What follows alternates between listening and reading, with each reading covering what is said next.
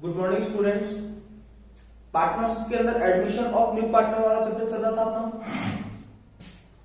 और theoretical point of view से अपन ने उस चैप्टर को पूरा कर लिया। आज अपन प्रैक्टिकल क्वेश्चंस जो हैं वो करने जा रहे हैं। छोटे वाले क्वेश्चंस में लगभग क्वेश्चंस अपन ने कर लिए हैं, फिर भी एक दो क्वेश्चंस अगर बाकी हैं तो अपन बाद में कर लेंगे। अगर न्यूमेरिकल क्वेश्चंस की बात करें तो क्वेश्चन नंबर 1 जो है वो अकाउंटिंग फॉर गुडविल का क्वेश्चन है, और गुडविल की अकाउंटिंग से संबंधित लगभग क्वेश्चंस अपन ने कर लिए हैं। तो मैं ये चाहूंगा कि क्वेश्चन नंबर 1 आपका होमवर्क रहे, आप उस क्वेश्चन को करके देखना। अगर फिर भी कोई दिक्कत आती है, कोई चीज समझ में नहीं आती है, तो आप पूछ सकते हैं मेरे से। अभी जो एट प्रेजेंट अपन जो क्वेश्चन करने जा रहे हैं वो है अपना न्यूमेरिकल क्वेश्चंस में क्वेश्चन नंबर 2। देखते हैं भाई क्वेश्चन क्या कहता है। A and B share the profits of a business in the ratio of 5:3।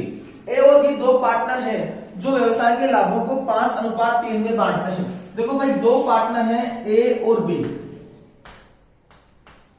5:3 में लाभों को बांटते हैं। नया पार्टनर आ रहा है C। आगे चलो। They admitted to C in the firm for 1/4 share। उन्होंने C को फर्म में 1/4 हिस्से के लिए प्रवेश दिया, अर्थात नया पार्टनर जो आ रहा है वो कितने हिस्से के लिए आ रहा है? 1/4 शेयर के लिए आ रहा है। ठीक है भाई, यही इंपॉर्टेंट डेटा थे। आगे चलो।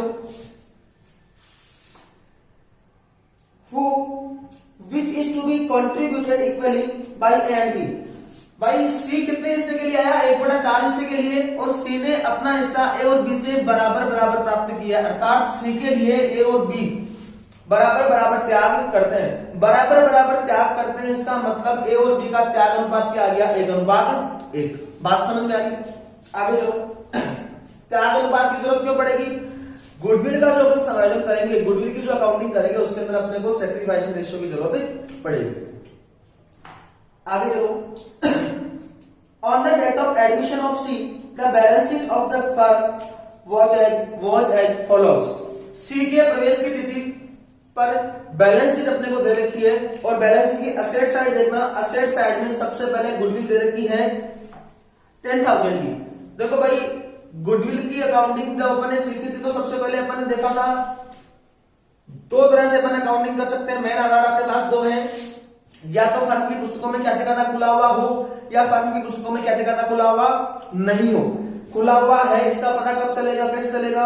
मैंने आपको बताया था कि बैलेंस शीट की असेट साइड में अगर गुडविल दी हुई है, इसका मतलब ख्याति खाता खुला हुआ है।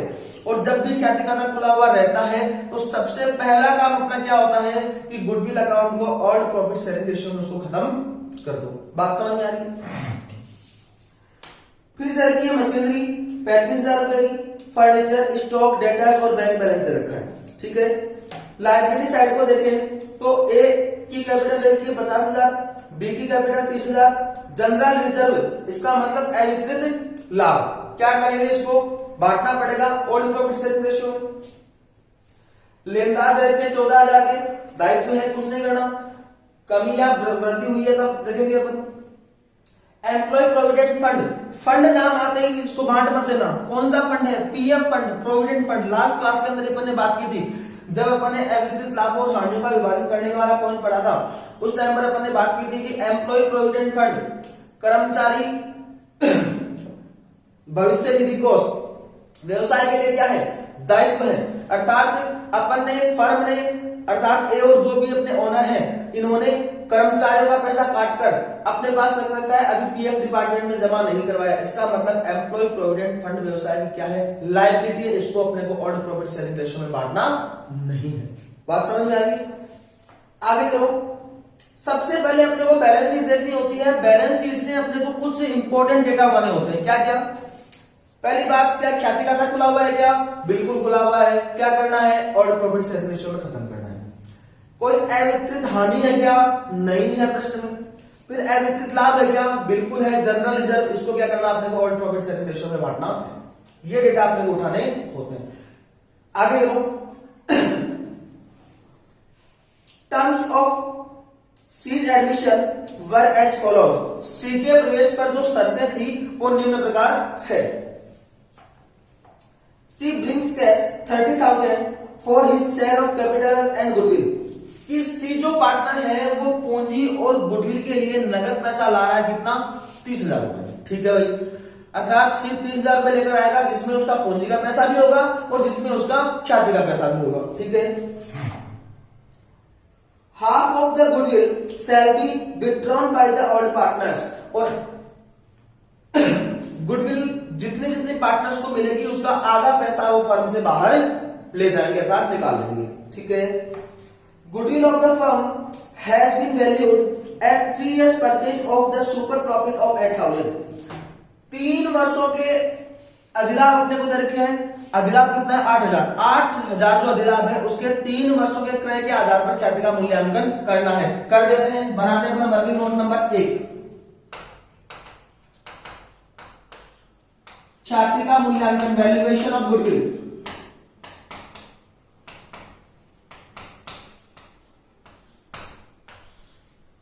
अधिलाभ कितना दे रखा आपने को? 8,000। ख्याति बराबर अधिलाभों के कितने वर्ष के क्रय के आधार पर? 3 वर्षों के क्रय के आधार पर। 8,000 गुणा 3, 24,000। ये जो 24,000 ख्याति है ये किसकी है? संपूर्ण फर्म की। नया पार्टनर कितने हिस्से के लिए आया है? 1/4 के लिए, इसलिए सी के द्वारा सी द्वारा चुकाई जाने वाली ख्याति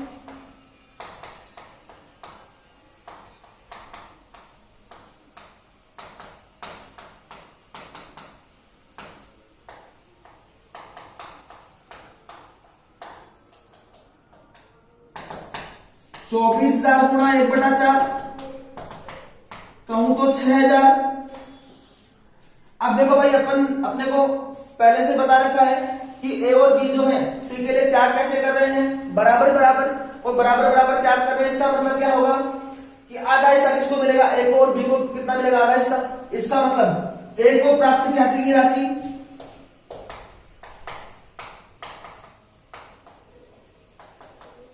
ख्याति बराबर 6,000 गुणा 1/2, कहूं तो 3,000, और बी को प्राप्त ख्याति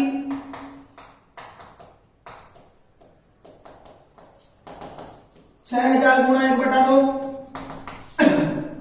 3,000, जिसमें से आधी रकम निकाल लेंगे। इसका ट्रीटमेंट अपन जब अकाउंट बनाएंगे तब करेंगे। ठीक है। Machinery, furniture and stock are valued at 30,000, 12,000 and 8,000 respectively. देखो भाई मशीन की बात करें तो पुरानी बैलेंस शीट में मशीन की वैल्यू कितनी दे रखी है? 35,000। अब मशीन का मूल्य कितना है? 30,000। इसका मतलब मशीन की वैल्यू घटी है कितने रुपए से? 5,000 से।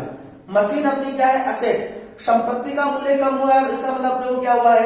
लॉस। और लॉस होते रिवैल्यूएशन अकाउंट क्या हो जाएगा? डेबिट। अपनी जर्नल एंट्री क्या बन जाएगी? Revaluation account debit to machinery account 5,000 रुपए से। बात समझ में आ गई? फिर फर्नीचर की वैल्यू है 12,000। पुरानी बैलेंस शीट में फर्नीचर है अपना 15,000 का, अब इसकी वैल्यू होगी 12,000। इसका मतलब फर्नीचर की वैल्यू घट गई 3,000 से। बराबर, 3,000 से लॉस हो जाएगा। साथ में बात करें स्टॉक की, स्टॉक पुरानी बैलेंस शीट में दे रखा है 10,000 का, अब अपना स्टॉक हो गया 8,000। स्टॉक की वैल्यू भी 2,000 से कम होगी। तीनों में ही अपने को लॉस है। एंट्री बन जाएगी revaluation account debit to machinery, to furniture, to stock, जितना 5,000, 3,000 और 2,000। बराबर, आगे चलो। And all customer whose account was written off as bad debts has promised to pay ₹1,200। एक पुराना कस्टमर था जिसको अपन ने डूबत ऋण मानकर उसका खाता अपन ने अपलिखित कर दिया था, वो 1,200 रुपए देने को राजी हो गया। अर्थात डूबा हुआ पैसा रिकवर हो रहा है। अनरिकॉर्डेड असेट्स अपने सामने निकल कर आ रही है। देखो भाई डेटर्स को जब अपन उधार माल बेचते हैं एंट्री क्या होती है अपनी? डेटर्स अकाउंट DR2 से। अगर पैसा डूब जाता है तो एंट्री क्या करते हैं अपन? Bad debts account DR2 debtors. और बैड डेट्स रिकवर होता तो अपनी 11th क्लास में अपन ने जर्नल एंट्री क्या सीखी थी? Cash account DR2 bad debts recovered. ये एंट्री अपन ने सीखी थी। लेकिन यहाँ पर कैश पैसा नहीं आया अपने पास, वो देने के लिए राजी हुआ है। इसका मतलब अपनी संपत्ति बढ़ी है कितने रुपए से? 1,200 रुपए से। और अपनी यहाँ पर जर्नल एंट्री क्या हो जाएगी? देखो भाई फायदा हो रहा है या लॉस? फायदा हो रहा है। और फायदा हो रहा है तो रिवैल्यूएशन अकाउंट क्या होगा, क्रेडिट बराबर, और डेबिट क्या हो जाएगा, डेटर्स को अपन 1200 रुपए से बढ़ा लेंगे। डेटर्स अकाउंट डीआर 1200 रुपए, अर्थात डेटर्स की वैल्यू बढ़ जाएगी 1200 रुपए से। डेटर्स अकाउंट डीआर 1200 रुपए टू रिवैल्यूएशन अकाउंट कितना पैसा, 1200 रुपए।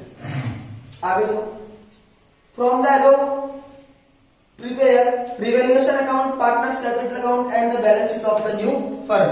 अपने को बनाना क्या क्या है, revaluation account, partners capital account और नई फर्म की बैलेंस शीट तैयार करनी है। ठीक है, करते हैं सॉल्व। रिवैल्यूएशन अकाउंट, पुनर्मूल्यांकन खाता, फिर बनाना अपने को पार्टनर्स कैपिटल अकाउंट,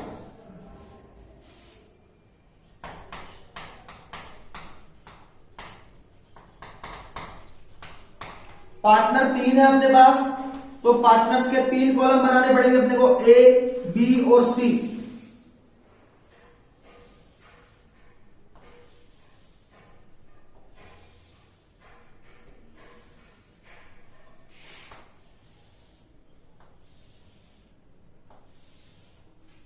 और लास्ट में बनानी अपने को बैलेंस शीट।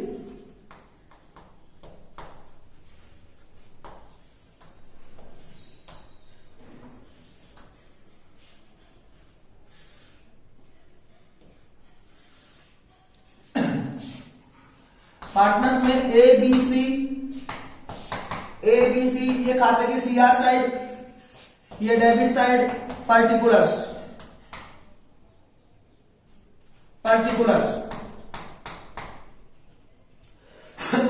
अब देखो भाई, सबसे पहले जो पुरानी बैलेंस शीट है उसमें से अपने को डेटा निकालने होते हैं। सबसे पहले पुराने पार्टनर्स की पुरानी कैपिटल, अर्थात उनकी पूंजी का opening balance by balance BD के रूप में आएगा पार्टनर्स कैपिटल अकाउंट में। कितना कितना पैसा दे रखे हैं, 50,000 और 30,000 बाय बैलेंस बीडी।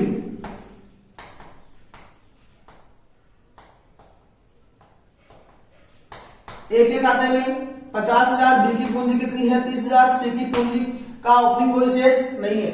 सीक्वेंस से चलना, स्टेप ज्यादा होते हैं तो 1 by 1 पॉइंट उठाकर चलेंगे तो ही क्वेश्चन अपना सही होगा, अदरवाइज कोई ना कोई गलती अपन कर बैठेंगे। ठीक है, तो बैलेंस शीट से जो डेटा अपने को निकालने होते हैं सबसे पहले उनको निकालना अपने को। ठीक है, सबसे पहले पार्टनर्स की कैपिटल देखो, ठीक, और उसको बाय बैलेंस बीडी के रूप में पार्टनर्स कैपिटल अकाउंट में ट्रांसफर कर दो।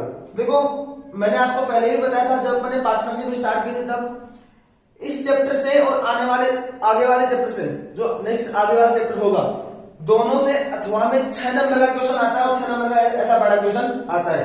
तो इन क्वेश्चंस को अच्छे से समझना जरूरी है। ठीक है, अब दूसरा पॉइंट देखेंगे, दूसरी चीज देखेंगे कि भाई ख्याति खाता खुला हुआ है या नहीं है। प्रश्न की बैलेंस शीट की असेट साइड देखी अपन ने, और वहां पर गुडविल अकाउंट ओपन है कितने रुपए से, 10,000 से। अब ख्याति खाता अगर खुला हुआ रहता तो उसको अपन बंद करते हैं।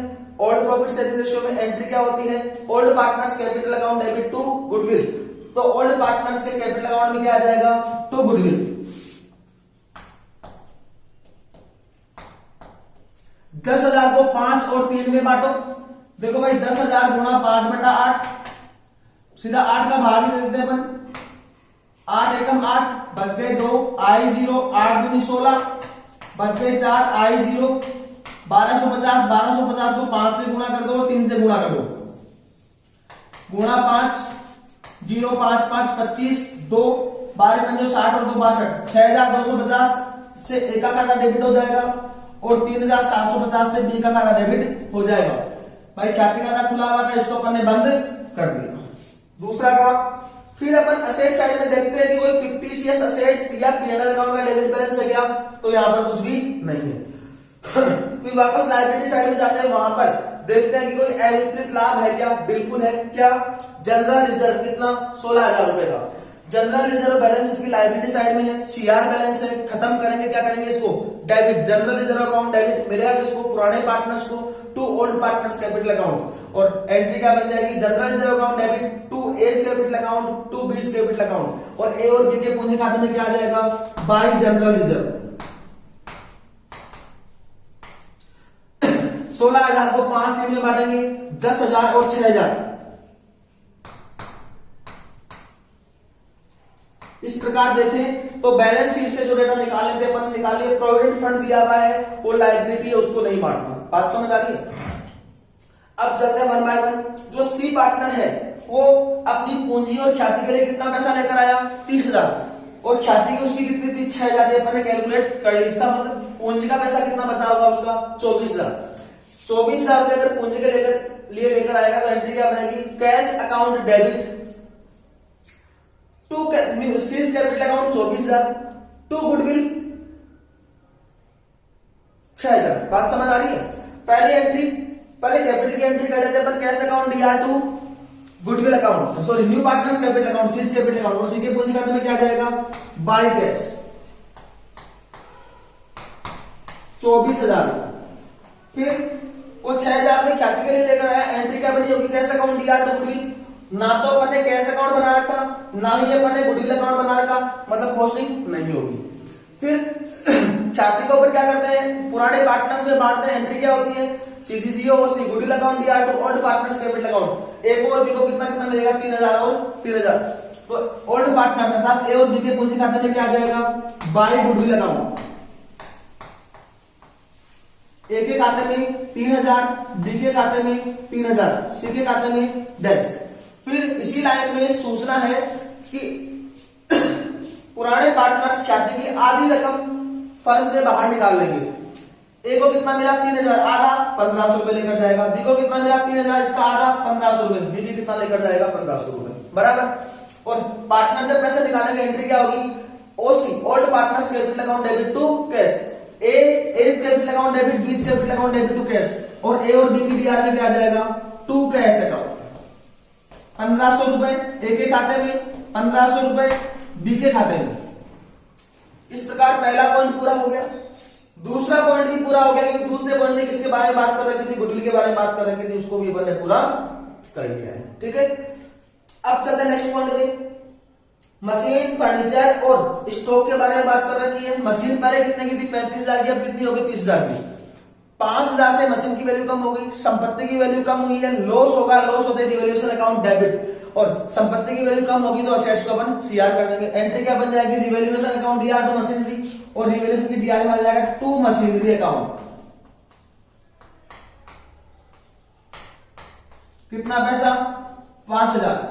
नई बैलेंस शीट में मशीन लिखनी है, कितनी आ जाएगी? अब 30,000। पहले कितने की थी? 35 की। 5,000 से अपन ने यहाँ पर मशीनरी को सीआर कर दिया है। अब मशीन कितने की बचेगी? 30 की। तो नई बैलेंस शीट में मशीन कितने की शो होगी? 30,000 से शो हो जाएगी। यहाँ पर अगर अपन मेमोरेंडम रिवैल्यूएशन अकाउंट बनाते तो ऐसी कंडीशन में मशीन कितने की आती? 35 की। लेकिन जो अपना मेमोरेंडम रिवैल्यूएशन अकाउंट होता है उसके कितने भाग होते? 2, और दूसरे भाग के अंदर मशीन का एडजस्टमेंट अगर वापस उल्टा एडजस्टमेंट कर देते तो उसका इफेक्ट खत्म हो जाता। बात समझ आ रही? फिर बात करते हैं फर्नीचर की। फर्नीचर की वैल्यू कितनी तरीके? नहीं, 12,000। पुरानी बैलेंस शीट में फर्नीचर कितने से बोल रहा है? 15,000 से। अब इसकी वैल्यू कितनी है? 12,000।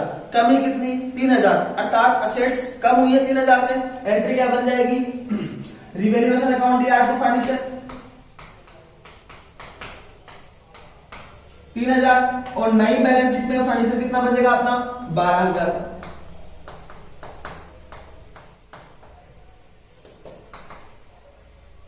फिर स्टॉक दे रखा 8,000 का, टू स्टॉक। पुरानी बैलेंस शीट में 10,000 से स्टॉक बोल रहा है, अब 8,000 हो गया। इसका मतलब कमी कितनी आ गई? 2,000 की, और नई बैलेंस शीट में स्टॉक कितना आ जाएगा? 8,000। यहां तक की बात ठीक है। इससे आगे चले तो आगे इंफॉर्मेशन है कि एक पुराना कस्टमर जिसको बैड डेट्स मान के अपन ने खत्म कर दिया था, वो 1,200 रुपए देने के लिए तैयार है। तो डेटर्स की वैल्यू बढ़ जाएगी। एंट्री बनेगी debtors account DR to revaluation account, और रिवैल्यूएशन में आ जाएगा बाय डेटर्स। कितना पैसा? 1,200 रुपए। नई बैलेंस शीट में डेटर्स कितने आएंगे? देखो भाई, पुरानी बैलेंस शीट में डेटर्स बोल रहे हैं 10,000 से, 1,200 रुपए के डेटर्स बढ़ गए, मतलब नई बैलेंस शीट में डेटर्स कितने हैं? 11,200 रुपए। आगे चलो, और कोई इंफॉर्मेशन अपने पास है नहीं, इतनी सूचना है। अब देखो बैलेंस शीट में से कौन से डेटा ऐसे, कौन सी एसेट या लायबिलिटी ऐसी जिसको अपन ने यहां पर अभी लिखा नहीं है, देखते हैं। गुडविल दे रखी है सेट साइड में, गुडविल का काम हो गया, बांट दिया अपने, बंद कर दिया था इसको। मशीन, फर्नीचर, स्टॉक और डेटर्स चारों आ गए सेट साइड में, ठीक है। कैश या बैंक बैलेंस जो भी होता है इसका समायोजन सबसे लास्ट में अपने को करना होता है। बैंक बैलेंस जो भी होता है उसको सबसे लास्ट में लिखना होता है, तो एक बार बैंक बैलेंस को छोड़ दो। उसके बाद में ए और बी की कैपिटल लिख दी अपन ने, जनरल रिजर्व को बांट दिया। फिर क्रेडिटर्स 14,000, इनमें कोई चेंज नहीं हुआ, इसका मतलब नई बैलेंस शीट में भी क्रेडिटर्स कितने आएंगे, 14,000 के, लिख दो क्रेडिटर्स 14,000। फिर दे रखा प्रोविडेंट फंड,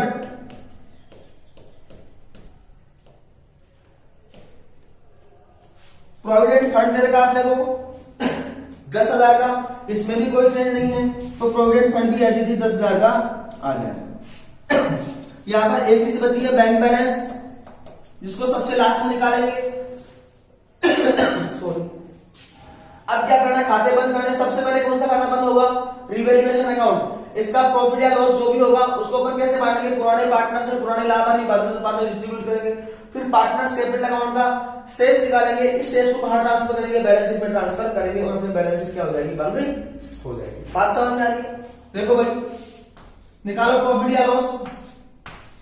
साफ साफ दिख रहा है क्या आएगा, लॉस, क्योंकि डेबिट साइड का योग कितना आ रहा है, 10,000। खाते के दोनों पक्षों का योग होता है बराबर by net loss transferred to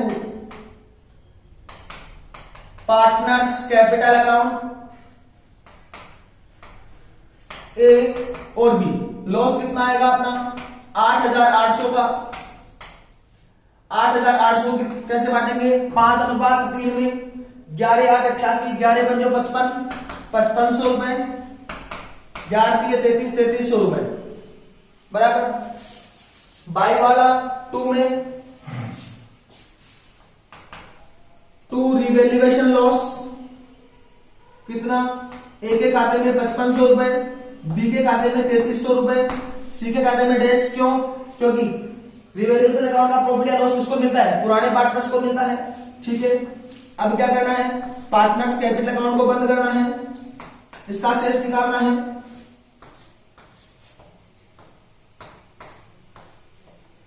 देखो भाई, एक एक खाते को देखो, 50 और 10 60 और 3 63,000 टोटल। इधर देखे तो 30 और 6 36 और 3 39,000 टोटल, और इधर देखे तो 24,000 टोटल। खाते के दोनों पक्षों का योग था बराबर 63,000, 39,000, 24,000। बैलेंस निकलेगा, लिखेंगे टू बैलेंस सीडी। सी का तो आ जाएगा 24,000, ऐसी चीज कोई चेंज नहीं होगा। ए और बी के बारे में बात करें तो देखो भाई, डेबिट साइड में पैसा डेबिट कितने से कर रखा है अपन ने, 5500 और 1500, 7,000 रुपए। 7 और 6 13,250 घटा दो, 63,000 माइनस 13,250, 49,750, 49,750। फिर इधर बी के बारे में बात करें तो 4800 जोड़ने कितना आ रहा है, डेबिट कितना कर रखा अपन ने, 0 5,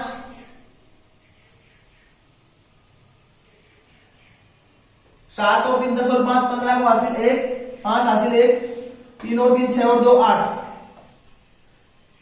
6550। टोटल कितना आ रहा है, 39,000। 0 10 में से 5 गए, 5 9 में से 5 गए, 4 8 में से 6 गए, 2 32,450। ये लो 32,450।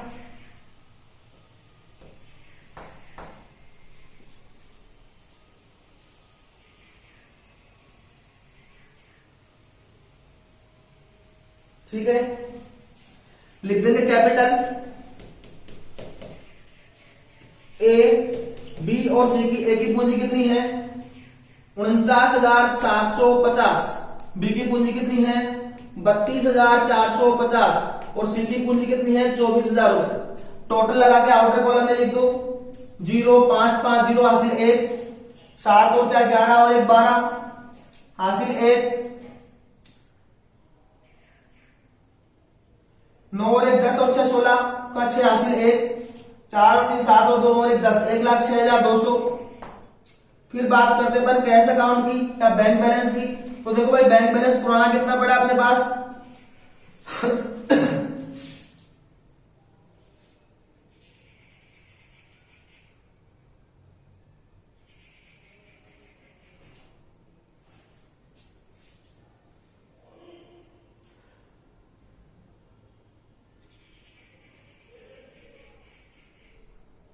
यहां पर गलती कर दी अपन ने भाई, 3 3 6 और 1 7 और 1 8,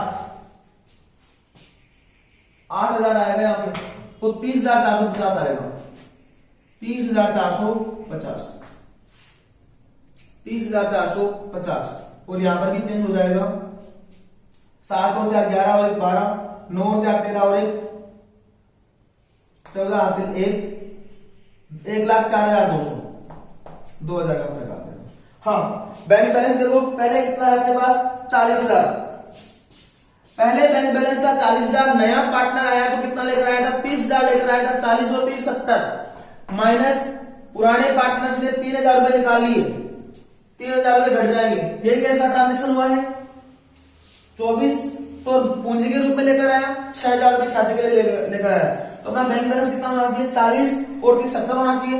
लेकिन 3,000 रुपए कैश जो पैसा है इन्होंने निकाल लिया, इसका मतलब अब अपने पास पूंजी कितनी बचेगी, कैश बैलेंस कितना बचेगा, 70 में से 3 गए 67,000। ये लो लगाना अपने को बैलेंस का टोटल लगा दो 200 रुपए, 4 और 4 8, 1 और 1 2, 1,28,200।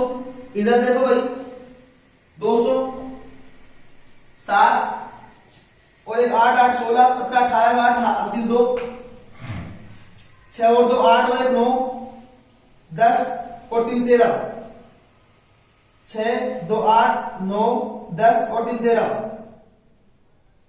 1,38,200 कैसे आ रहे हैं, इधर गलती कर दी क्या अपन ने, या इधर कैलकुलेशन में मिस्टेक कर दी अपन ने।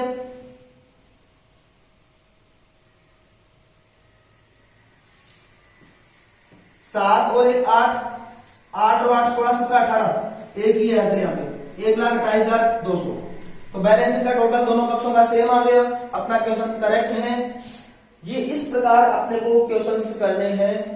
आई थिंक समझ में आया होगा।